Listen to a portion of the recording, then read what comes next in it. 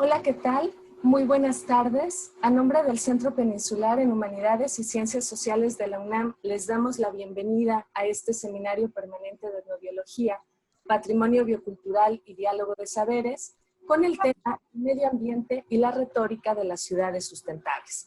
El día de hoy está con nosotros el doctor Ricardo López Santillán para hablar de este tema, y está también con nosotros los coordinadores de este seminario permanente del CEPSIS, la doctora María Teresa Pulido, el doctor Miguel Ángel Pincus Rendón y el doctor Fabio Flores Granados. Sean todos ustedes bienvenidos. Les recordamos a toda la gente que está en Facebook que nos pueden hacer llegar sus comentarios al doctor López Santillán a través de los mensajes que pueden enviar en el link del video.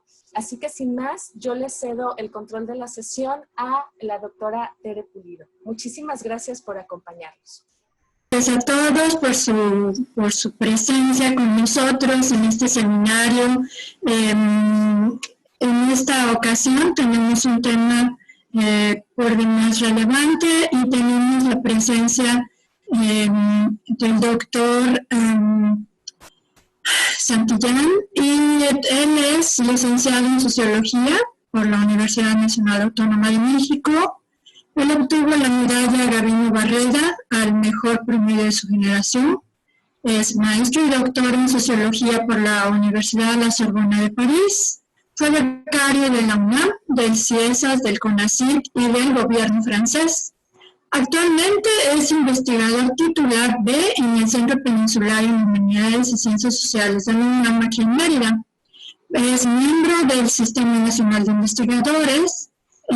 Tiene dos libros de autoría individual y uno más como coordinador. También tiene capítulos de libro y artículos, tanto científicos como de divulgación. Él ha colaborado con columnas de opinión en medios electrónicos y también medios impresos. También ha dictado conferencias y participado como ponente en coloquios, seminarios, congresos nacionales e internacionales. Ha impartido cursos de licenciatura, maestría y doctorado, principalmente en la UNAM, pero también en otras instituciones nacionales, públicas y privadas. La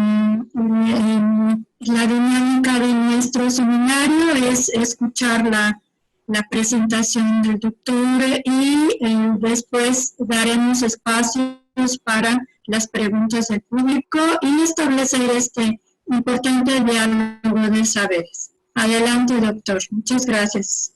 Muchas gracias, doctora Tere Pulido, Pincus, Fabio, que no lo veo, pero ya me avisó que andaba con problemas de conexión. Y bueno, pues muchísimas gracias por la invitación. Me da mucho gusto que me hayan cedido esta sesión del seminario. Espero que sea un tema de interés. Les comento brevemente. Por cierto, gracias Dani por todas las gestiones y por todo el apoyo logístico en estos menesteres. Les comento que soy sociólogo, especialista en temas urbanos, y bueno, de ahí que me haya tomado el atrevimiento de hablar, lo haré de forma tan crítica como pueda, de la retórica de las ciudades sustentables. En mi exposición voy a abordar 3 aspectos. Les comento, el número 1 es cuándo, cómo y por qué el medio ambiente se volvió un tema toral para las ciencias sociales. También en la segunda parte de mi exposición, voy a hablarles de cómo se ha tratado la cuestión medioambiental en las ciencias sociales, particularmente en la sociología, donde yo soy, me he formado en esta especialidad, tanto en licenciatura, maestría y posgrado. Y bueno, también pondré el énfasis en la disputa ideológica, en la división de los campos, digamos, el combate por qué visión de cuidado al medio ambiente se impone, ¿no? También, sí, ciertamente la dificultad de lograr consensos y también los matices que existen en la forma de abordar el tema.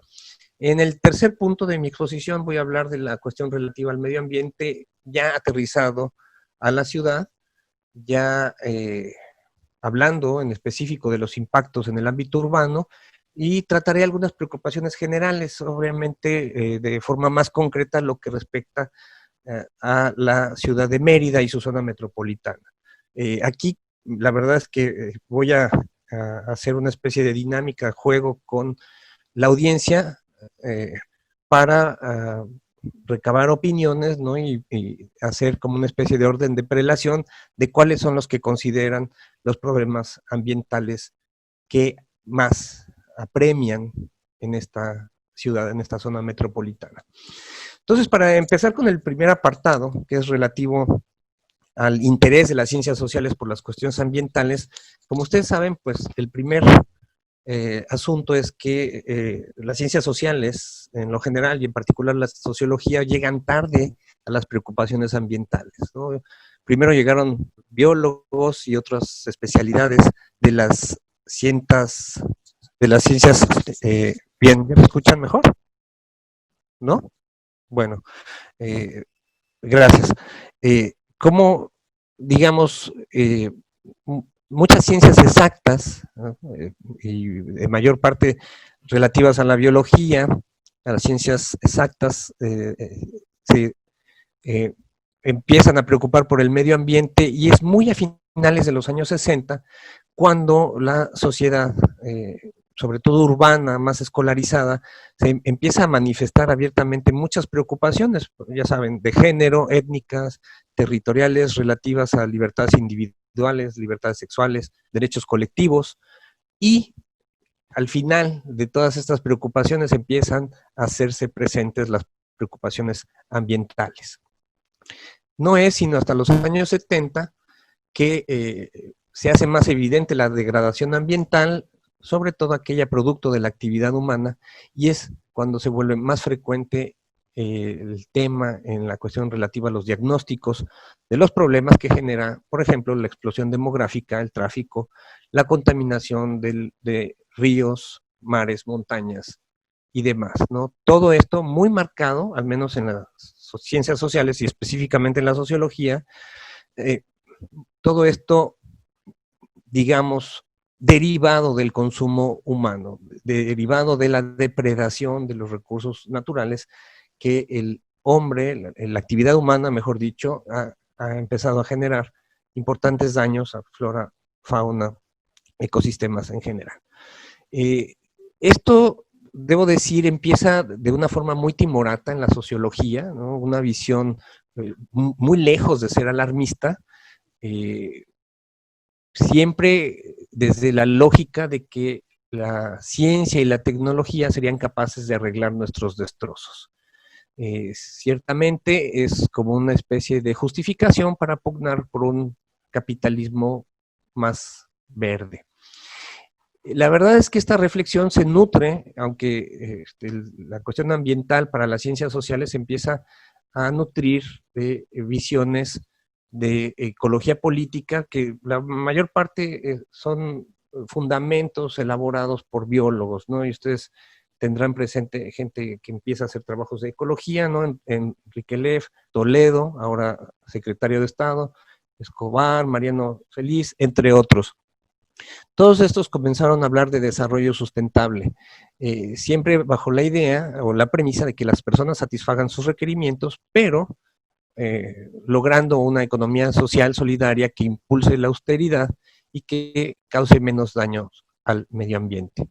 Debo decir que estas preocupaciones primero fueron de orden académico y en los grupos, digamos, de activistas, pero poco a poco se fueron integrando en el ámbito del análisis, en el análisis más bien en las instituciones. Es muy evidente, por ejemplo, digamos, la reflexión en torno al medio ambiente y los daños producidos por los seres humanos, tienen una historia muy, muy interesante de seguir, de cómo estos conocimientos se fueron institucionalizando. Yo tomaré como referencia mi alma mater, la UNAM, porque pues, es el ejemplo que tengo más a la mano, ¿no? El Instituto de Biología data de 1929, pero es hasta 1985 que la UNAM crea un departamento de ecología dentro de ese Instituto de Biología. Este departamento de ecología se convirtió en instituto hasta 1996. Entonces, eso da una idea de, digamos, la línea de tiempo, que si bien eran preocupaciones de los años 70, no se institucionalizaron hasta ya bien entrados los años 90. Otro dato interesante es que el campus de la UNAM en Morelia, hasta 2015 consolidó el Instituto de Investigaciones en Ecosistemas y Sustentabilidad. Esto también, muy a la par de estas preocupaciones académicas, pues se dan las preocupaciones políticas en torno de los impactos ambientales, ¿no?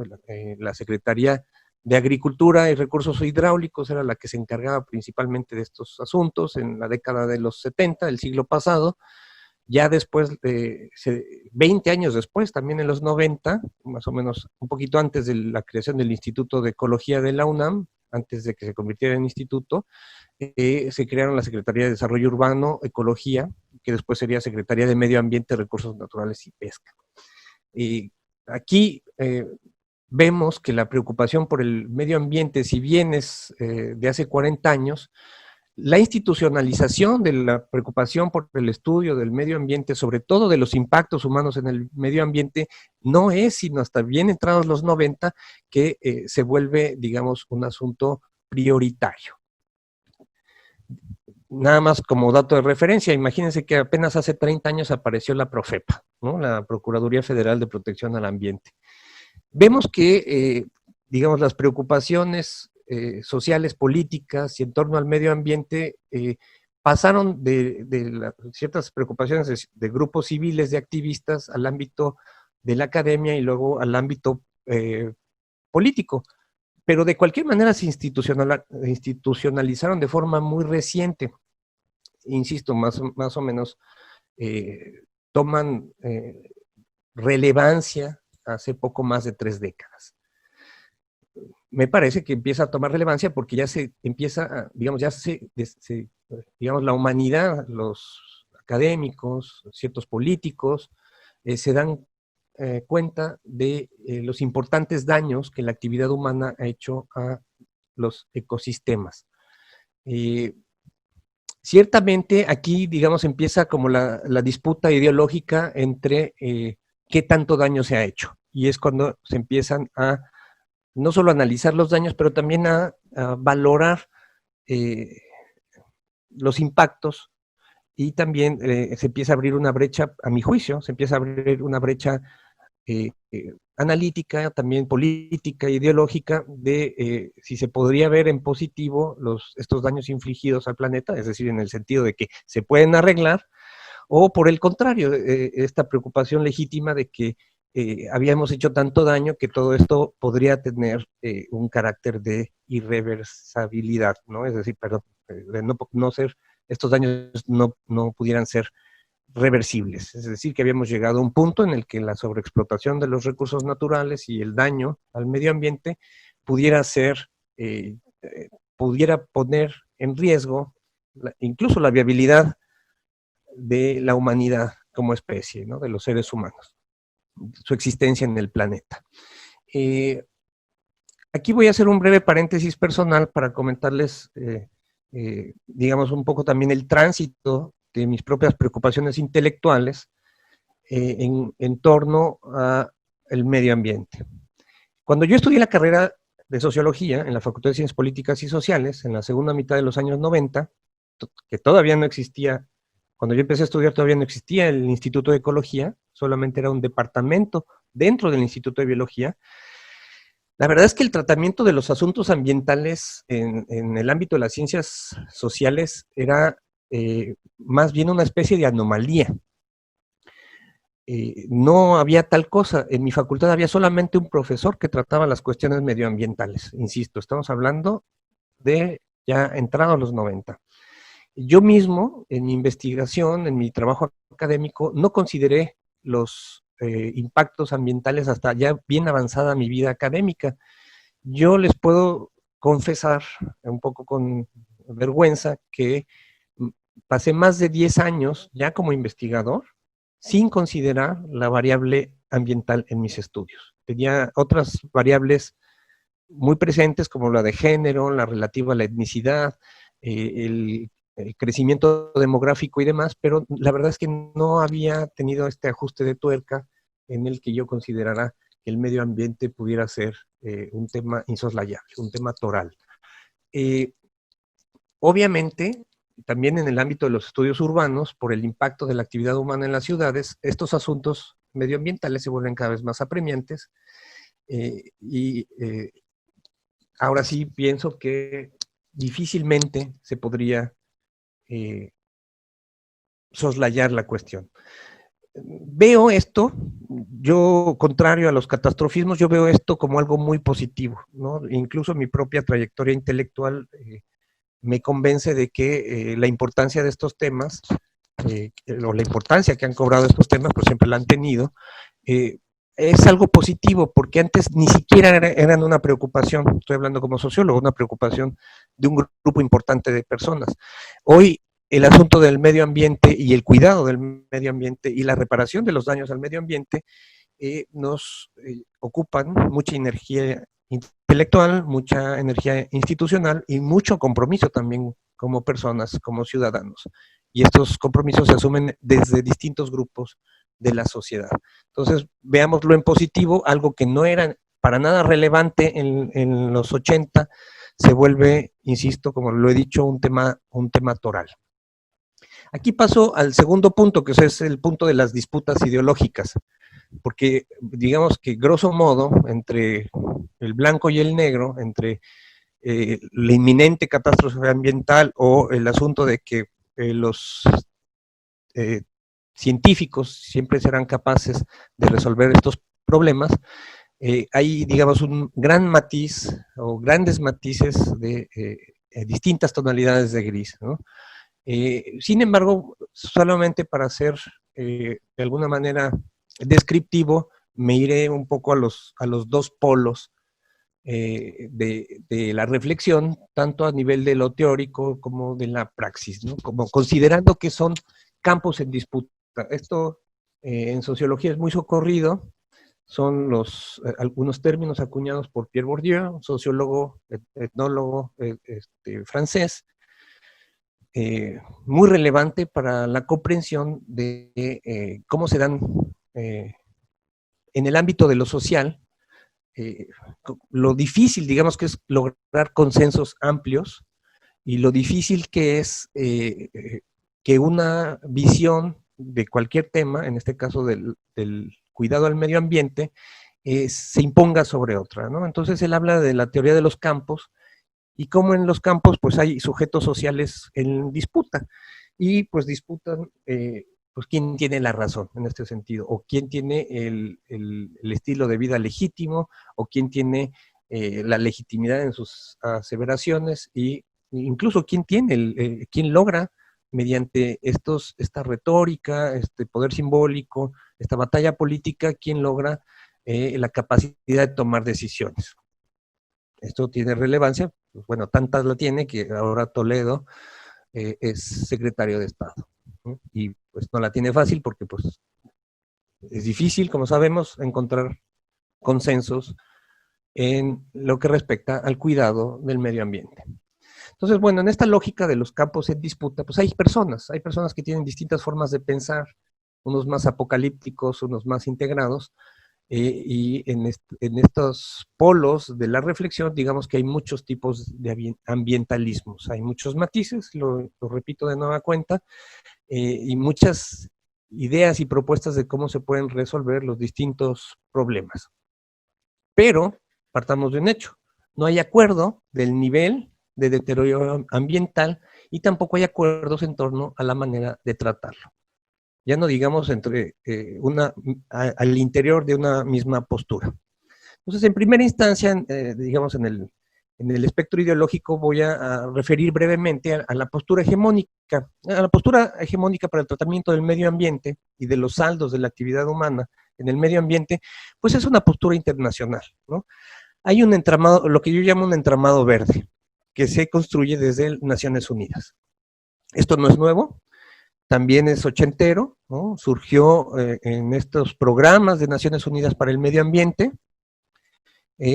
Ustedes sabrán, ¿no? El informe Brundtland, ¿no? Y se ha impuesto la lógica dominante, que es de alguna manera la lógica de mitigar los problemas generados por el progreso.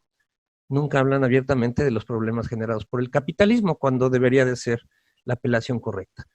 La lógica es de que pues ni el progreso se puede detener, y no lo dicen, pero el capitalismo no tendría por qué detenerse, y entonces siempre habrá ingenieros y biotecnólogos que podrán arreglar el desastre.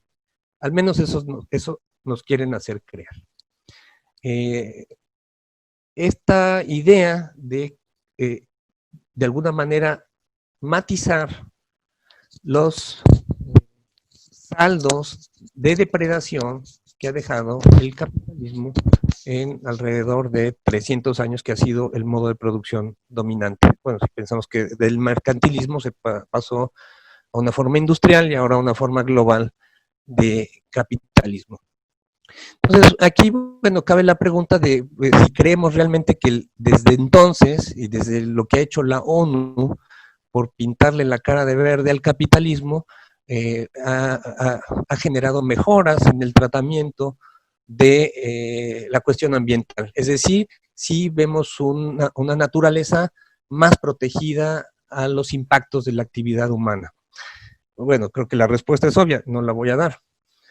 Ahora, si creen que realmente estamos mejor que hace 20 años del informe Brundtland, seguro porque son empresarios o trabajan en Coca-Cola o algo así, pero lo más evidente es que la cuestión medioambiental o los daños de la actividad humana al medio ambiente se han ido agravando a escala planetaria. Y ya voy a aterrizar en la cuestión de la ciudad, pero eso en la tercera parte de mi exposición.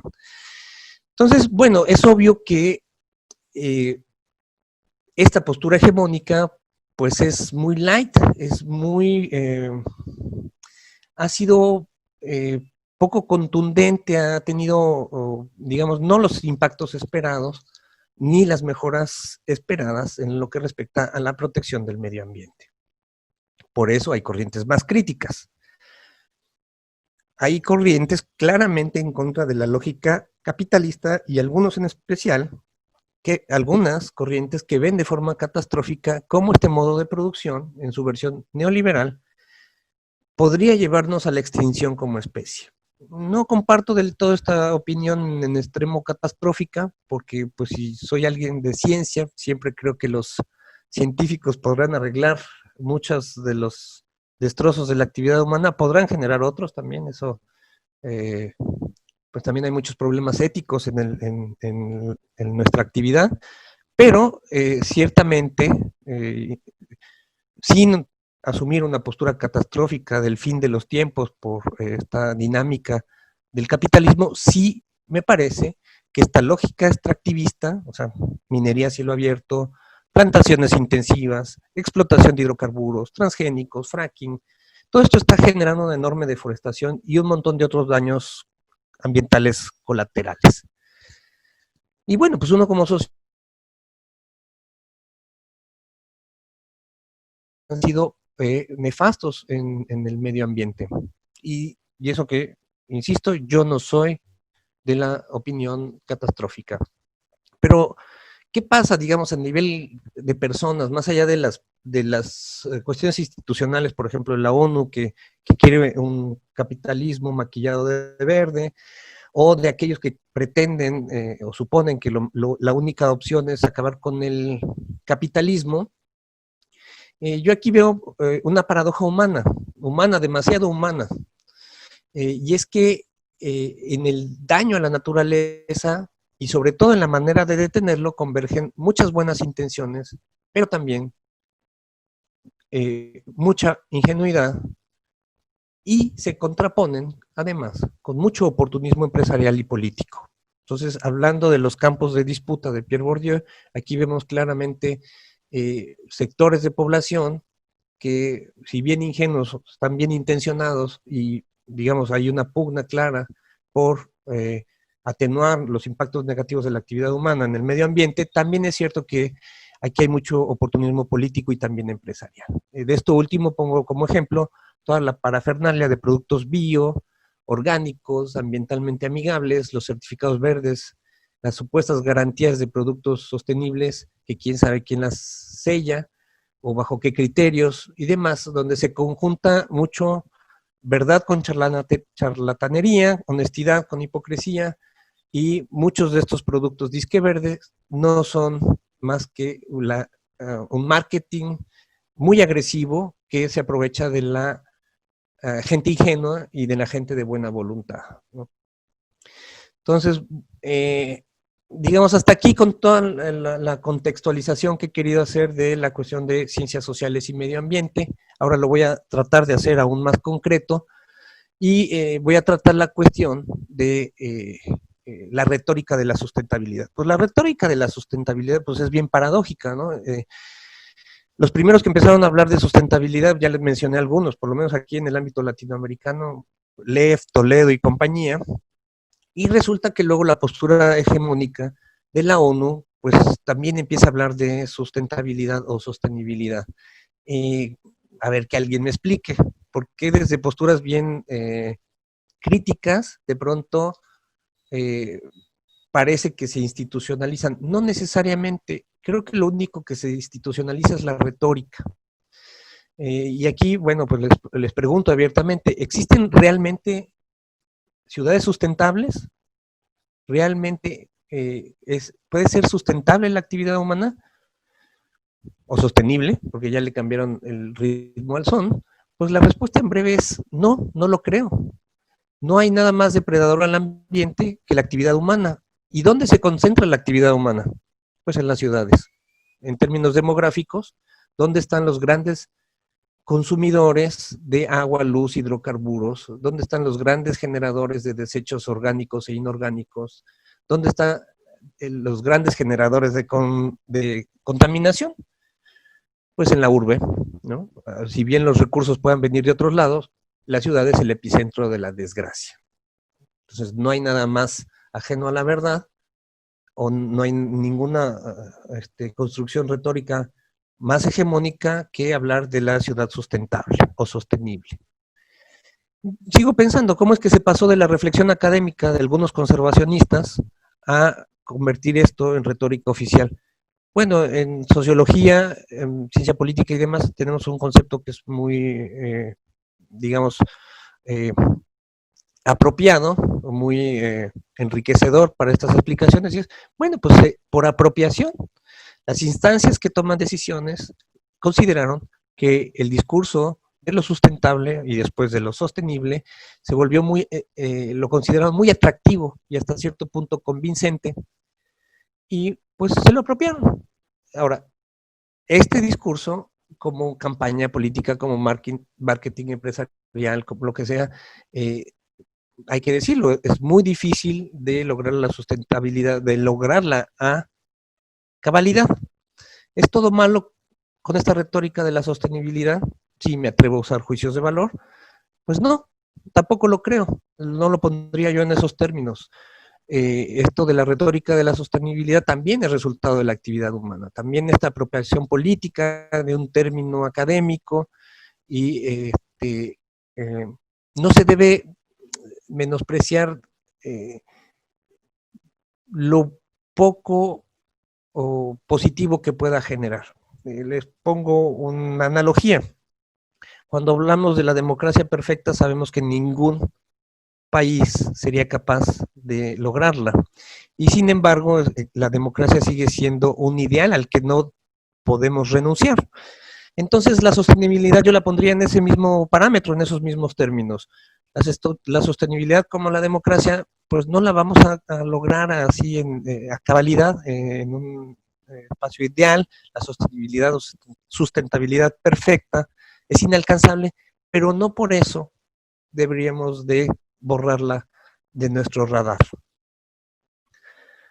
Ahora también yo quiero poner otra paradoja sobre la mesa, sobre la discusión, ¿no? Pues sí, ¿qué preferimos? ¿La naturaleza por sobre la humanidad? Ustedes me van a criticar y me van a decir, eso es un falso dilema. Pues es un falso dilema mientras no nos acabemos la naturaleza. Y si nos la acabamos, pues ya no será, ya ni podremos discutir sobre lo que pudiera ser un falso dilema. Debo decirles que yo como sociólogo, pues me pongo del lado de la humanidad. Entonces, no descarto que este ideal de sostenibilidad sea una aspiración, como tantas aspiraciones que tiene la humanidad, sean o no realizables. Por eso digo que si bien es lejano y difícil de lograr, o si bien se ha envilecido por tanta retórica política conservacionista, no hay que desatenderlo.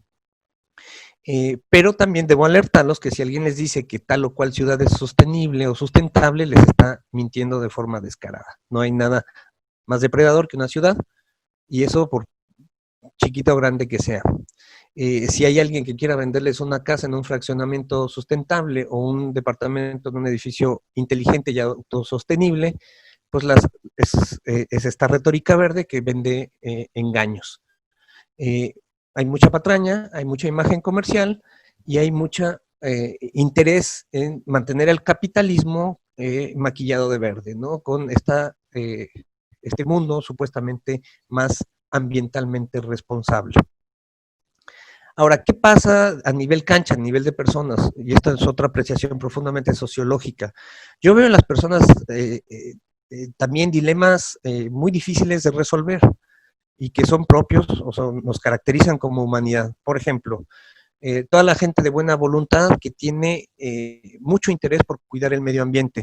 Sin embargo, podemos tener mucha voluntad para cuidar el medio ambiente, pero poca determinación para renunciar a nuestro confort material. Entonces, ¿cómo resolvemos ese dilema?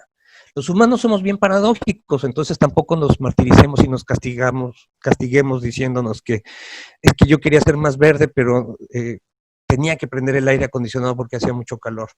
Yo solamente quiero poner sobre la mesa todos estos dilemas que por más voluntad por cuidar el medio ambiente también está la falta o la poca determinación que tenemos para renunciar a nuestro confort material, sobre todo como población urbana, como población escolarizada de cierto nivel de ingresos. Los humanos somos bien paradójicos y nos metemos en varios callejones sin salida. ¿Qué tan prestos estamos a disminuir nuestros impactos ambientales? ¿Quién realmente está dispuesto a apagar el aire acondicionado o a reducir al mínimo el uso de electrodomésticos? ¿De verdad vamos a abandonar el uso de plásticos? Yo bromeo con mis estudiantes cada vez que les doy clase y les hago la chunga de, imagínense un mundo sin Tupperware, ¿no? ¿Estamos realmente convencidos de que dejar de usar popotes va a borrar nuestra huella de carbono? ¿Estamos realmente convencidos de que eso va a ayudar mucho al planeta? Pues estos vilipendiados popotes, ahora en tiempos de coronavirus, yo prefiero acercar la boca a un popote que luego va a tirar a la basura y no a un vaso cuando vaya a un restaurante, porque todavía no he ido, a un vaso que quién sabe cómo se va a lavar. Entonces ahí estamos en muchos dilemas, y ni qué decir del transporte, ¿no? ¿Quién está presto a dejar el auto y a cambiarlo por un medio de transporte más amigable? Y pongamos el ejemplo de Mérida. Yo pasé como un año y medio tratando de vivir ya como investigador contratado en la UNAM, de vivir sin auto. Sucumbí a la necesidad de comprar uno, pero no por mala fe ni por falta de voluntad, simplemente por un servicio pésimo en cuanto a rutas y ya ni qué decir de lo contaminante. Ahora bien, este mundo tan conectado y nosotros que somos población escolarizada y móvil geográficamente, realmente por borrar nuestra huella de carbono vamos a dejar de viajar en avión. No lo vamos a hacer. Bueno, ahora por el confinamiento, pero después ya no, se los aseguro. Entonces, insisto, hay mucha buena voluntad en la gente y eso es otra constatación sociológica, pero no hay mucha fuerza de voluntad ni muchas ganas de renunciar al confort material al que ciertos sectores de población urbana nos hemos acostumbrado. Y ya he pasado algunos de los temas más aterrizados de los impactos ambientales. Les hablé del transporte público,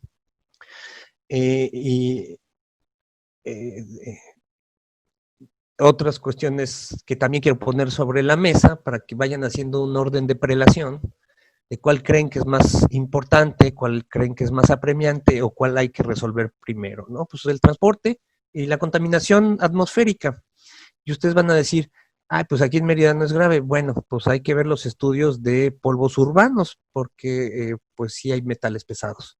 No es tan serio como en una gran ciudad, pero podría convertirse en algo serio si seguimos la apuesta al transporte que utiliza solo hidrocarburos, combustibles fósiles.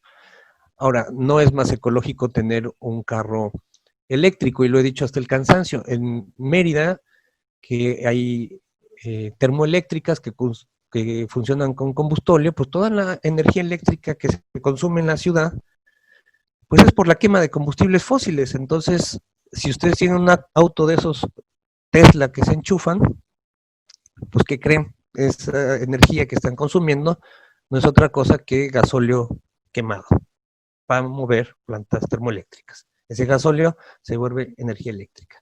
Entonces, otro cuello de botella. ¿Qué pasa también con esta yucatequísima costumbre, sobre todo en los contornos de la ciudad, de la defecación al aire libre? ¿Qué pasa con la contaminación del acuífero? También en los contornos de la ciudad hay un montón de granjas avícolas y porcícolas, no solamente en sitios lejanos. Y eso también ha sido, digamos, muy contaminante para el acuífero. Ni qué decir de todos los... de todas las descargas de aguas negras, aguas grises, y todas las fosas sépticas que se han roto y que se ha ido filtrando poco a poco el agua contaminada al acuífero. ¿Qué pasa también con los así llamados suelos de conservación? ¿Dónde están los suelos para absorción y disposición de agua pluvial, ¿no? Que digamos, los que recargan el acuífero? ¿Qué pasa con todos estos humedales en el contorno de la ciudad, ¿no? Algunos incluso con mangle muy cerca. ¿Qué pasa? Algo también súper alarmante, ¿no? También la disminución de los suelos de conservación por el desmonte. ¿Desmonte para qué? Para construir vivienda masiva, para construir centros comerciales, la mayor parte de ellos, bueno, ahora cerrados, pero la mayor parte de ellos subocupados, con muy pocos locales abiertos. Bueno, ahora no, pero cuando la cosa iba normal, había un montón de locales disponibles, ¿no? Y se construía un nuevo centro comercial más grande y más moderno, con vivienda alrededor, y bueno, sin ni siquiera haberse llenado el que se había hecho más recientemente. Ni qué decir de la disposición de desechos sólidos en esta ciudad. Bueno, ya se podrán imaginar, si de por sí es difícil ahora la disposición de basura electrónica, ¿qué pasa con las islas de calor? ¿Qué pasa con el crecimiento de la ciudad que está desplazando especies animales? Bueno, ya les mencioné el asunto de que la energía eléctrica que se consume en Yucatán es fundamentalmente generada por la quema de gasóleo. Entonces, bueno, pues empezando por ahí. Entonces, yo lo que quiero, además de haber hecho un breve y rápido listado de problemas de la ciudad, habiendo también señalado que esta cuestión es muy reciente y que hay mucha retórica verde, quiero terminar mis comentarios por ahora, antes de las preguntas, ya habrá ocasión de responder si es que se plantean preguntas. ¿Cómo esta retórica verde, estas disputas institucionales por quién tiene la razón y quién le da tratamiento? Pensemos en un asunto de gobernabilidad y de gobernanza. Es decir, ¿quién en disposición o en el puesto como para tomar decisiones es capaz de conciliar intereses tan encontrados? Intereses empresariales, políticos, comerciales, de distinta naturaleza, y también el legítimo interés de conservación del medio ambiente, o por lo menos de disminución de impactos. Hay un marco legal, me parece bastante sólido, pero que en muchos casos es letra muerta. No hay manera de tener control sobre todo. Las empresas grandes también siempre son bien hábiles y consiguen amparos de cualquier cosa que estén haciendo chueca o turbia, logran un amparo y siguen desmontando, siguen contaminando, echando agua al acuífero. Entonces, piensen también como si tuviéramos que hacer un orden de prelación, ¿qué sería lo más importante a tratar en la ciudad? Y cómo se podría generar una agenda para detener ciertos impactos negativos sobre el medio ambiente, insisto, derivados de la actividad humana, y la dificultad de lograr consensos. Y ya no digo consensos entre partes que realmente están encontradas, como conservacionistas y empresarios, por ejemplo, sino dentro de los propios conservacionistas, dentro de las propias organizaciones civiles, lo difícil también para las oficinas de gobierno dar tratamiento y seguimiento a la cantidad de expedientes abiertos que están ahí. Entonces, bueno, pues ahí está el dilema de lo humano, demasiado humano, ¿no? Y también nuestras propias decisiones de cómo vamos a definir como ciudadanos, como científicos, como personas, como lo que quieran, como empresarios, cuál de estos problemas es más grave y cuál es más urgente. Cómo atenderlos, ¿no? Para mí como sociólogo es muy fácil diagnosticar que el capitalismo ha sido muy eficiente en transferirnos culpas, ¿no? Y esa es otra paradoja también muy humana, ¿no? Nos hacen suponer que nosotros somos los causantes del desastre ambiental, porque nos dicen que es producto de la actividad humana, o porque nos da culpa poner el aire acondicionado, de hecho yo lo tengo apagado. Y entre otras cosas, ¿no? Pero en realidad es que quizás el problema no lo generamos nosotros a gran escala, ¿no?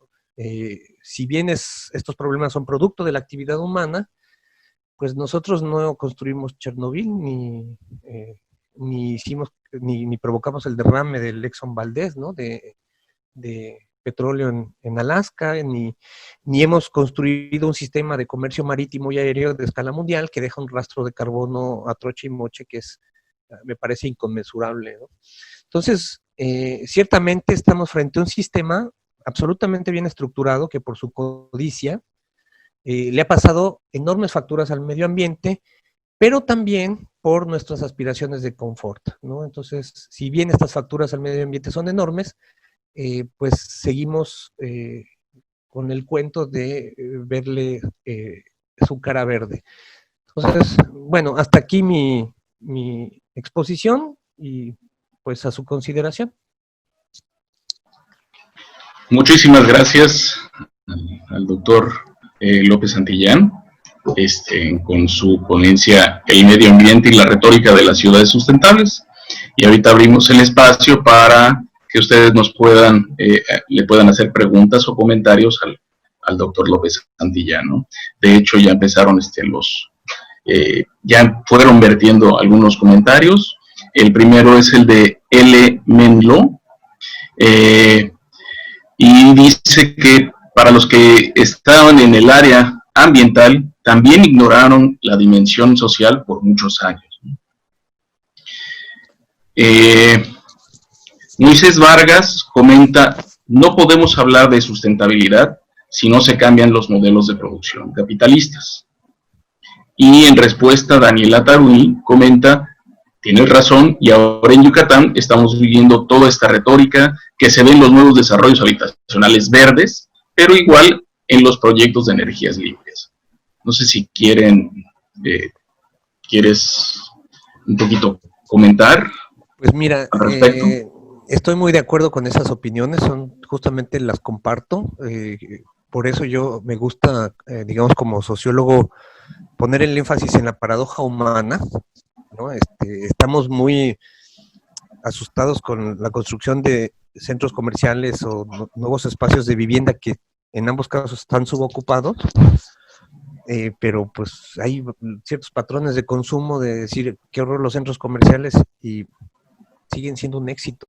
Bueno, vamos a hablar en condiciones normales, no en condiciones de confinamiento, un éxito comercial como espacios de ocio, consumo y recreo.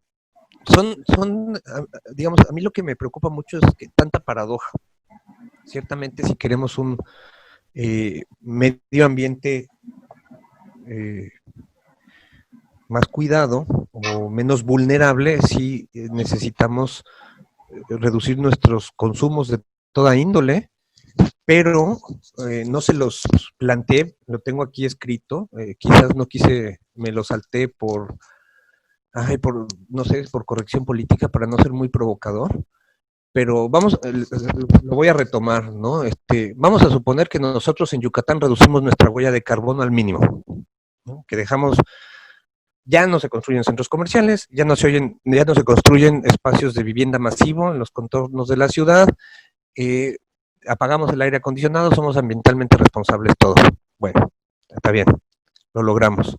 Pero realmente en todo el país están dispuestos a bajar, por ejemplo, el uso de hidrocarburos. Bien, supongamos que en el país todos nos ponemos todos nos coordinamos para ser ambientalmente responsables. Y si los chinos, los hindús y los norteamericanos deciden que no van a abandonar este modelo, estamos en una posición bien débil. Vamos a tener un ambiente prístino mientras el planeta se lo están devorando los chinos, los hindús y nuestros vecinos norteamericanos por los patrones de consumo que han creado y porque, por ejemplo, en China e India, pues ni siquiera han abandonado los hidrocarburos y no los van a abandonar, ¿no? Y aquí la gente pensando de que vamos a pensar en energías más limpias, sí, pero también los saldos de las celdas fotovoltaicas son enormes y los saldos de la energía eólica también es enorme. Entonces todavía no conozco un cálculo científico que me diga que una de estas energías es mejor que otra. Y supongamos que es mejor que otra, o por lo menos ambientalmente más amigable. Si lo hacemos solo nosotros y China sigue consumiendo carbón y la India sigue consumiendo carbón y Estados Unidos no deja de crecer a base del consumo de hidrocarburos, entonces también es un dilema, sí, de escala local, pero también de escala internacional. Entonces, no son cosas que se van a resolver ahora. Yo pienso que ya es una situación, digamos, benéfica para el mundo, que hace 30 años esto no era un tema toral, y ahora es un tema ineludible. Entonces ya por ahí iba la cosa. Por ejemplo, yo cuando fui a la escuela ni me enteré de lo que era el cuidado del medio ambiente, tampoco cuando estuve en la universidad. Les digo que nada más tuve un profe que trataba estos temas de sociedad y medio ambiente, solo un profe, de toda la tira de materias, imagínense nada más. Y ya me parece que son temas que ya están ahí y ya les dan a los muchachos de geografía, de sociología, de antropología, de todo, y a los de biología también, sociedad y medio ambiente. Entonces ya sabemos que es un binomio insoluble, inseparable, y que quizás de eso dependa nuestro futuro como especie. En todo caso, ¿qué va a pasar si nosotros somos ambientalmente responsables? ¿O qué impacto puede tener si Luxemburgo es un país ambientalmente responsable, si en la China y en India? Sí, está diciendo Roberto Sanguínez, las energías limpias no son tan limpias. Exactamente. ¿Cuánto se requiere para construir?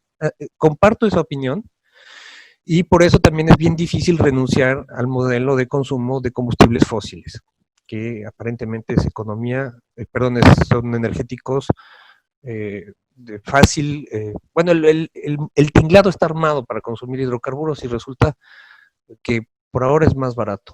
En eso, hay que decirlo, no se equivoca mucho el gobierno federal, ¿no? Porque si, o sea, lo hacen en Estados Unidos, lo hacen en Holanda, lo hacen los chinos, lo hacen los hindús, y ellos además usan carbón. Entonces, ¿de qué sirve que un país de 150 millones de habitantes, y me estoy yendo alto, todavía no conozco las cifras del INEGI, del último censo, mientras un país de 1.600 millones de habitantes está consumiendo aún carbón? Entonces, no, pues está bien, es un dilema, no solamente se tiene que jugar, digamos, en la arena, en las leyes de este país que ya existen, aunque en muchos casos son letra muerta, sino también se tiene que llevar a instancias internacionales. Voy a decir una cosa bien dura, ¿no? Pero pues la ONU y todo este ambiente del medio ambiente y Naciones Unidas para el Desarrollo es un discurso bien light, por no decir hipócrita. Entonces, bueno, creo que aquí hay como dos niveles, y eso también se lo digo a menudo a mis alumnos. El nivel de la política pública, que incluye el ámbito de la política internacional, que es donde realmente se tienen que gestar los cambios de mayor escala, de mayor envergadura, y también están ciertas conductas individuales, donde nosotros sí tenemos, donde nuestra buena fe, y se puede decir hasta nuestra ingenuidad, en la suma de casos puede generar saldos menos negativos para el medio ambiente. es cosa de años, ¿no? Es cosa de años. Esperemos que, como hace 30 años esto no era un tema toral, esperemos que en 30 años esto esté más resuelto. Pero despacito, ¿no? Las sociedades y los sistemas económicos no están tan dispuestos a cambiar. Nosotros como consumidores no sé qué tan dispuestos estamos a cambiar. Eso sí es materia de mis investigaciones, ¿no? Imagínense un fraccionamiento de estos de vivienda masiva que pues vende un combo entero, ¿no? Una especie de estilo de vida, independientemente de los saldos que pueda tener para el medio ambiente, ¿no? Entonces, claro, pues, el problema no solo es de el constructor que está vendiendo el combo de la ilusión con la casita, el parque, todo integrado, por decirlo, la casa club y demás. Pero eso responde a muchas aspiraciones de confort y una cultura material, unos patrones de consumo muy arraigados, por ejemplo, en la clase media, media baja, media, y ni qué decir de las clases medias altas, los sectores medios de mayores ingresos. Esas están bien dispuestos a pagar un dineral por esas ilusiones y además les dicen que es sustentable y hasta porque tiene un parquecito en medio y porque tiene pozos de recarga de agua pluvial. Bueno, pues ya es sustentable. Y sin embargo, insisto, pues está muy arraigado ese esquema ahora en la cultura material de la clase media, en las aspiraciones, es además lo que evoca eso, ¿no? Evoca el aspecto securitario, estético y ambientalmente amigable, ¿no? Porque tienen parquecitos. Leo otros comentarios y los vas abordando. Dice Elemenlo, el movimiento de crecimiento es interesante. Hay una línea de investigación de decrecimiento que se gesta en Barcelona, justamente frente al gastado término de desarrollo sustentable. En Yucatán hay tantos problemas urgentes que no sabría por dónde comenzar y eso es angustiante. Por otro lado, Daniela M. Gallo Enamorado. Muchas gracias, doctor López, por enfatizar sobre la necesidad de reducir nuestro consumo como sociedad planetaria, por compartir su opinión y sobre todo por abrir un diálogo comunitario por este medio sobre la temática. Sin embargo, considero que es muy importante mencionar los esfuerzos de todas las instituciones y organizaciones internacionales a favor de la sostenibilidad, sin reducirlos ni generalizarlos como greenwash. Es cierto que existe lamentablemente el oportunismo político, empresarial, alrededor de ellos. Existen organizaciones y centros de investigación serios y profesionales que han promovido certificaciones con resultados cuantificables. Estoy absolutamente de acuerdo, lo mencioné, ¿no? La sostenibilidad o sustentabilidad es una especie de ideal, aunque sea inalcanzable, como el de la democracia perfecta. De hecho, ha sido duramente criticado desde que se acuñó el término. Para empezar, el debate era cómo vas a poder poner en un mismo concepto dos palabras que son distantes, ¿no? Desarrollo y sustentabilidad, ¿no? Sí. Y hay muchas corrientes de investigación que han ido pues abordando esto, ¿no? Yo pienso, por ejemplo, en la ecología política, que incluso aborda los temas no solo de desmenuzar esto en los tres, en el trinomio de que es la sustentabilidad, la parte social, ecológica y económica, sino que va más allá y pone cosas como la participación activa de las personas para alcanzar una sustentabilidad, cosas así, ¿no? Bueno, perdón. Ana Cervera Molina, la retórica de las ciudades verdes también generan o ven impactado el asunto de clase. Ahora, en Mérida, los fraccionamientos o colonias más caros y exclusivos son los que promocionan disponer mayor cantidad de áreas verdes. En contraposición, la clase media o baja cada vez se enfrenta a planchas de cemento más grandes y a parques con jardines sintéticos. ¿Cómo observa este escenario de transversalización de la calidad de vida en las ciudades?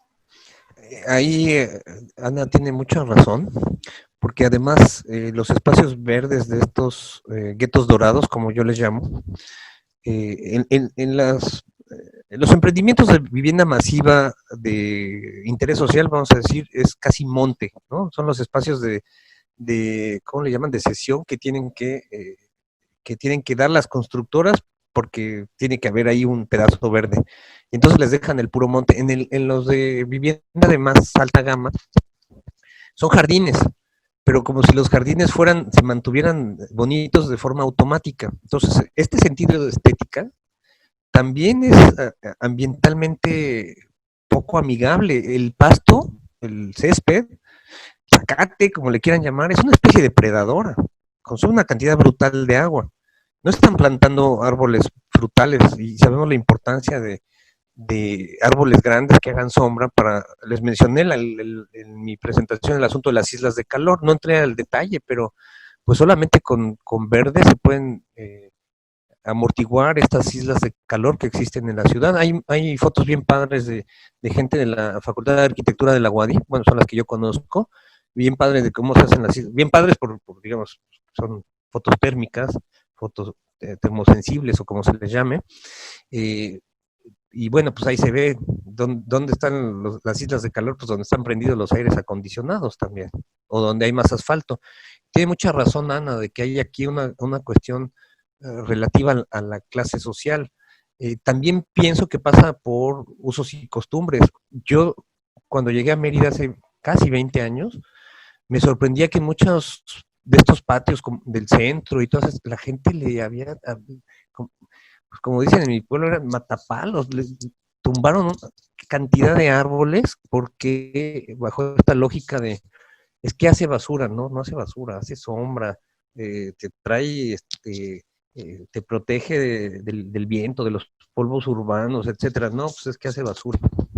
Bueno, y pues, digamos, este frenesí digamos, de la clase media de otra época, de tumbar los árboles de sus patios y encementarlos, ¿no? Eso pasa por la cultura material, por usos y costumbres. Ahora otra vez, ¿no? Ya se dieron cuenta de que los árboles no solamente son bonitos, sino que le dan valor a una casa, plusvalor. Y ni qué decir de estos fraccionamientos que tienen jardines muy bonitos, muy cuidados, eso hay que decirlo, pero pues el cuidado también es una factura al medio ambiente, sobre todo cuando no son especies locales, cuando son especies que requieren muchísimo riego, en fin, todas estas cosas que también pasan factura al medio ambiente. Y bueno, también los costos de mantenimiento de esos espacios. Pues sí, también es cierto que hay ciertos sesgos de estilos de vida, de cultura material, de clase social también, para decirlo, y no es lo mismo. Yo que estuve trabajando las casitas de vivienda masiva en Canacín, claro, pegaditas, sin áreas verdes, todo asfaltado, y las zonas de donación que les llaman, pues les habían dejado ahí monte, ¿no? Pues qué emoción, ¿no? Y ni siquiera eran propiamente pedazos que tuvieran un árbol, era como esperar a que o el ayuntamiento, en este caso de Canacín, o los colonos, los propietarios, se organizaran para hacer un parquecito o algo así. No necesariamente eso es, digamos, tenemos la cultura cívica, o no en todos lados para hacerlo. No en esos lugares donde pues la gente normalmente no tiene los ingresos suficientes y pues es ese Canacín de ciudad dormitorio, ¿no? Porque la mayor parte de ellos trabajan claro, en Mérida. Entonces, también, ¿no? Sí, ahí es bien interesante también. Creo que también la preocupación por el medio ambiente en la ciudad, sí hay que decirlo, tiene como cierto sesgo de clase, o por lo menos de nivel escolar. Eso lo digo así casi como constatación sociológica, a ojo de buen cubero, ¿no? No he levantado una encuesta. Ok, nos dan otros comentarios. David Marcial, un saludo al doctor Ricardo, una exposición muy clara. Estoy de acuerdo que en nuestras sociedades actuales no estamos dispuestos a sacrificar la comodidad que el sistema socioeconómico nos ha dado. Quisiera saber su punto de vista acerca de las construcciones elevadas de más de 5 pisos en Mérida y sin abusar, su opinión de los grandes proyectos de desarrollo como el Tren Maya. Y si quieres lo engarzo. Oye, también con... David me quiere exponer delante del público. Estoy en contra de los edificios altos. Me parecen un gasto monumental de recursos. Imagínense subir agua hasta el piso 6. El elevador, porque ¿quién va a subir las escaleras? ¿O quién va a hacer diario el recorrido por las escaleras, aunque sea muy saludable? En fin, un montón como lo dije en mi exposición, los edificios inteligentes. Y bueno, váyanse preparando con sus jitomates para aventármelos. Estoy a favor de esas obras de infraestructura como el Tren Maya. Me parece que el saldo ambiental de esa obra es mucho menor, y nadie lo ha dicho, ¿no? Creo. Grábenlo para que me den crédito. Fue mucho menor del impacto que tuvo la ampliación de la autopista Mérida-Chetumal. Porque el ancho de un trenecito no es el ancho de una carretera de 4 carriles. Ni qué decir de la ampliación de la autopista entre Mérida, ya dije Mérida-Campeche. ¿Y qué tal el que pasa por el medio de la selva, que es Mérida-Chetumal, que también ampliaron? Y no saben, yo que antes que daba clases en la UCRO, bueno, no, así ya. Ahora el tren, como saben, el tramo desde Escárcega, Palenque hasta Valladolid, el derecho de vía existe, nada más hay que nivelarlo. David, luego platicamos, porque no quiero que empiecen a soltar los jitomatazos. Pero estoy convencido que una obra de infraestructura de esa naturaleza tiene muchos menos impactos ambientales que una carretera de 4 carriles. Perfecto. Roberto Sanginés nos comenta, las energías limpias no son tan limpias. Creo que ya lo habías abordado un poquito, pero concretamente dice, ¿cuánta energía o carbono se requiere para construir una celda solar o un aerogenerador? ¿Cuál es su vida útil y a dónde se destinan los residuos? No le puedo contestar nada, porque no lo sé, pero estoy absolutamente de acuerdo con el planteamiento. ¿Qué tan limpio puede ser ese gasto monumental de energía para crear energía limpia? O sea, construir esas cosas va a ser también otra vez con hidrocarburos, con combustibles fósiles. ¿Cómo vas a fundir el acero? Claro. Y luego, ¿cómo vas a disponer esos desechos? Hablan mucho ay, sí, bueno, para que no lastime el suelo de Yucatán, para que no se vaya a colapsar por el acuífero y todo eso. Entonces van a poner los generadores eólicos en el mar. Bueno, órale, ya no pensemos en aves migratorias y demás. ¿Ustedes creen que esa turbina no se tiene que lubricar? Y la cantidad de aceite que se necesita para ese generador, ¿y dónde? Una pequeña fuga de aceite, pues, ¿dónde cae? Pues directo al mar, ¿no? Entonces, eso ya no va a ser contaminación en tierra, entonces van a salvar el acuífero, porque no se va a colapsar, porque esas estructuras son pesadísimas. Y bueno, un estimado amigo pues decía que se corría el riesgo de que fueran tan pesadas que en algunas cavernas pues hubiera colapsos. Bueno, pues si las echan al mar, tampoco pensemos que los daños son menores. Como bien dice Roberto Sanginés, ¿dónde vamos a disponer todos esos desechos cuando se acabe la vida útil de las fotovoltaicas? Tienen vida útil, y también los generadores, como cualquier motor, como cualquier vehículo, tienen un periodo de vida útil. Y luego, ¿qué pasa con todos los motores que ya no se utilizan? Pues, ¿no? Y otra vez fundir acero, digamos que se recicla todo ese acero. Ya no pensemos en la cantidad de daño a las especies migratorias, ya no pensemos en la cantidad de aceite que se chorrea al mar. Pensemos, bueno, es mucho metal disponible, no es fácil, pues son estructuras pesadísimas, no es fácil transportarlo.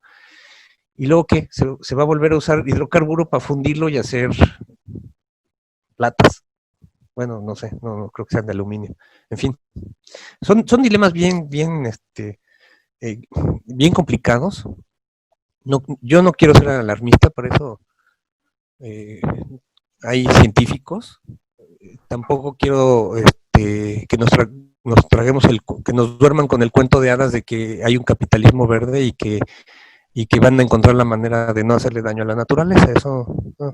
Tendremos que encontrar, como diría Anthony Giddens, una tercera vía, no en lo político, sino en la relación humano-medio ambiente. No la de los catastróficos, pero tampoco la hegemónica. Perfecto. Comenta Moisés Vargas, como dijo hace un momento, dudar también de las ciudades sustentables. Hay información sobre cómo estos países envían contenedores a países asiáticos o africanos llenos de basura. Esconden sus desechos debajo del tapete. Tere Pulido nos comenta. Déjame hacer un paréntesis. Veo en las opiniones de la gente, y las agradezco mucho. Yo puse en mi presentación un poquito esta perspectiva, no desoladora, pero sí de que qué difícil es encontrar consensos, pero me ha estimulado mucho escuchar los comentarios de la gente, porque son absolutamente, o sea, pienso exactamente igual que la mayoría de los comentaristas. Entonces a lo mejor no es tan difícil encontrar consensos. La manera es cómo los encontramos y cómo pasamos de la reflexión del ámbito académico a la praxis. Pero bueno, eso ya no es materia de este seminario, pero en fin, quería manifestar que me entusiasma oír que sí hay muchas opiniones que todos compartimos, todos y todas, ahora que hay que usar el lenguaje incluyente. Perdón, Tere Pulido nos comenta, la sustentabilidad y la conservación a largo plazo no puede estar dependiendo solamente de la voluntad de los ciudadanos. Por eso es crucial que los gobiernos tengan un sistema de reglas y multas para quienes no sigan lo necesario para el bien común. Hay que ver qué han hecho bien otros países y tomar ideas. En otros países se respeta la fauna y se pagan multas altas por daños al ambiente, aún por tirar un árbol en ambientes urbanos. Estoy absolutamente de acuerdo, comparto esa opinión, solamente me gusta llevarla al siguiente nivel, al nivel del ámbito internacional. Es decir, podemos suponer que Dinamarca, Suecia, Alemania, Nueva Zelanda puedan ser países más verdes, auténticamente más preocupados por su medio ambiente, con unas normas ambientales sólidas y un sistema para hacer cumplir esas normas ambientales también bastante sólido. Bueno, pero está China, está Nigeria, está la India, perdón, pero ni qué decir de más de la mitad de los países latinoamericanos. Duele decirlo, ¿no? Pero el contraejemplo es Brasil, ¿no? ¿Qué paliza le están pegando a sus recursos naturales? Que sí, como dice el presidente, son de ellos, ¿no? Pero no, también son de la humanidad, ¿no? La selva, el sistema hídrico, en fin, ¿no? Entonces, estoy absolutamente de acuerdo con ese comentario. Nada más que a nivel del ámbito internacional ya es otra batalla política para... lo que normalmente se ha hecho es firmar acuerdos, pero son acuerdos bien papita, ¿no? Y que luego, por ejemplo, no quiere cumplir Estados Unidos o no quiere cumplir China, y entonces viven en un estado de excepción, mientras el resto del mundo se preocupa por cumplirlos. Ellos, en su soberbia infinita y por su poderío económico y militar, pues los desatienden. No lo digo para desanimarnos, ¿no? Simplemente como para información contextual. Digo yo un comentario, también hay gobiernos que se supone que son verdes, como Canadá, ¿no? Que es un país verde, sí, pero ¿de dónde extrae sus recursos? Pues de los países en vías de desarrollo. ¿Cuántas mineras canadienses están en suelos mexicanos, ¿no? Bueno, no solo en México, en Latinoamérica, ¿no? Y les voy a contar una historia bien divertida. Déjame contar una historia bien. Claro. Un par de familiares míos, mi hermano y mi primo hermano, trabajaron en un proyecto de extracción de petróleo en las arenas, en Edmonton. Bueno, por ahí. No en Edmonton vivían. Y ambos, mi hermano es ingeniero, mi primo es físico, trabajan en el mismo proyecto y me dijeron que no hay nada más devastador que sacar el petróleo de la arena. Ya me dieron un montón de información, yo soy sociólogo, ahí déjenlo, no me hagan preguntas, pero decían que qué nivel de hipocresía del gobierno canadiense, ¿no? Que podía ser menos verde que sacar el petróleo de la arena, o sea, es todavía más verde sacarlo del fondo del mar, o del subsuelo que agarrar toneladas de arena y sacar petróleo porque son excavaciones enormes. Lo que decías hace un momento, Pincus, la minería a cielo abierto canadiense que ha explotado extensas áreas de este país, desde luego, pero también de países africanos y demás. Entonces, sí, hay mucha hipocresía, también eso también quise dejarlo de manifiesto en mi presentación. Yo tenía una pregunta. Estamos hablando de ciudades sustentables, ¿no? ¿Y cómo viene a ser más crítico estas ciudades ahora inteligentes? ¿Será que ayudan o al contrario va a ser? Ahí tendríamos que hacer una medida de la huella de carbono, de lo que hay que tener, del tiempo que tenemos prendidos los procesadores de las supercomputadoras, o sea, Silicon Valley y San José y todos esos lugares, todo el tiempo, toda la energía que se gasta para tener los procesadores funcionando y enfriándolos para que no se sobrecalienten pero bueno, pues decimos que no podemos detener el progreso. Luego nos van a decir, no llevemos este argumento al extremo porque luego van a decir que también los científicos usamos mucho aire acondicionado y que también somos carísimos. Por eso no llevemos ese argumento al extremo. Pero sí, son dilemas bien importantes. Por eso yo quise insistir en la visión de lo humano, ¿no?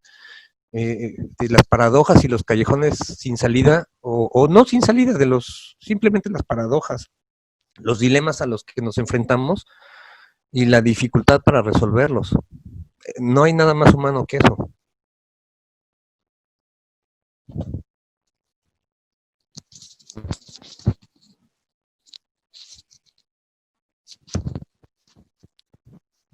Ya, por mi parte, no sé, ¿están viendo más comentarios? Yo a la orden. Si tienen algún otro comentario, compañeros del panel.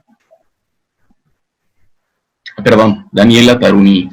Muy interesante tu ponencia y un montón de puntos a comentar respecto a ella. ¿Podrías abundar, por ejemplo, en todos los objetivos y protocolos firmados y reconocidos como los objetivos de desarrollo sostenible firmados en 2015 con miras al 2030 y que no son más que buenas intenciones en donde ninguna nación ha tomado mecanismos decididos para contribuir a todos estos objetivos, más allá de participar en el Concierto Internacional de Naciones? Y por otra parte, algún comentario sobre la actitud que debemos adoptar los ciudadanos con respecto a esta transferencia de responsabilidad y o culpa por la generación de residuos, el arbolado urbano, etcétera. Bueno, esto último, que es lo más sencillo, pues Tere Pulido también hizo una acotación al respecto, ¿no? De que sí son bien importantes las decisiones y los usos y costumbres, no digo individuales, sino la suma de un colectivo, un sector social, varios que compartimos preocupaciones parecidas y tomamos cartas en el asunto, pero más importante aún es esto, ¿no? De un andamiaje institucional, normativo, sólido y que se haga cumplir, ¿no? Porque nosotros, yo les voy a hacer una recomendación que a unos les va a dar risa, pero si me permiten una recomendación, no usen jeans. O sea, sí, bueno, o sea, me refiero, usen otro tipo de telas, no la mezclilla, por el impacto ecológico que tiene desde el cultivo del algodón. Pero otra vez, estamos dispuestos a renunciar a cierto confort o a ciertos patrones de consumo o a cierta cultura material. Bueno, no lo sé. Pero ahí sí, y tampoco tiene que ser un estigma, ¿no? Es decir, no te voy a hablar porque usas jeans. O sea, también es que hay muchos ambientalistas que están como que tomando esas derivas, ¿no? O conservacionistas. Entonces, creo que en el ámbito científico tenemos la ventaja de eventualmente ponerle la pulga en la oreja a los que toman decisiones, o molestarlos, o con una columna en el periódico, con una con una reunión de un cuerpo colegiado, un órgano de consulta, y ahí vamos y les ponemos la pulga en la oreja o directamente ya les planteamos el problema y los estamos ahí atosigando con que cumplan la ley y demás. Creo que eso podría tener un ambiente más, la posibilidad de intercambiar opiniones. La otra cosa de hacer cumplir la ley, y eso ya sería un gran avance, de asumir patrones de consumo más ambientalmente amigables, etcétera. Y la otra, el otro comentario que hacía Dani pues está más complicado porque mejor dile a Fabio, Pincus y a Tere que me inviten en otra sesión y hacemos un checklist, ¿no? Esto fue en 2015, apareció y vamos a hacer el checklist y vean cómo vamos a llegar a una conclusión a priori obvia, que pues vean cómo ni la mitad se cumple, ¿no? Es un catálogo de buenas intenciones. Ahora, ¿tendremos que renunciar a esos catálogos de buenas intenciones que fueron firmados como convenios? No, porque sirven como referente. Bueno, pues parece que no hay más comentarios y bueno, se me ocurre que justamente en esta última reflexión es en donde se requiere el diálogo de saberes, porque el algodón es una especie nativa en la península de Yucatán. Y a estas alturas no hay plantaciones de algodón. Eso significaría un ingreso económico, una fuente de empleo y un impacto ecológico de lo más bajo que puede haber, ¿no? Entonces, justamente ahí es en donde, pues ojalá que podamos seguir con estos diálogos. Y sí, pues nosotros te invitamos otra vez para otras reflexiones muy enriquecedoras. Tú me invitas a dar una bases ecológicas para tus sociólogos, biológicas y ecológicas. Y pues estamos en esto. Muchísimas gracias por tu presentación, de verdad muy, muy enriquecedora. De las ideas es de donde salen las acciones y por eso es tan importante que nos hayas presentado esta reflexión. Muchísimas gracias y los esperamos a todos para nuestro próximo diálogo de saberes en el mes de julio. Muchas gracias en el nombre del Centro Peninsular en Humanidades y Ciencias Sociales. Gracias, Ricardo.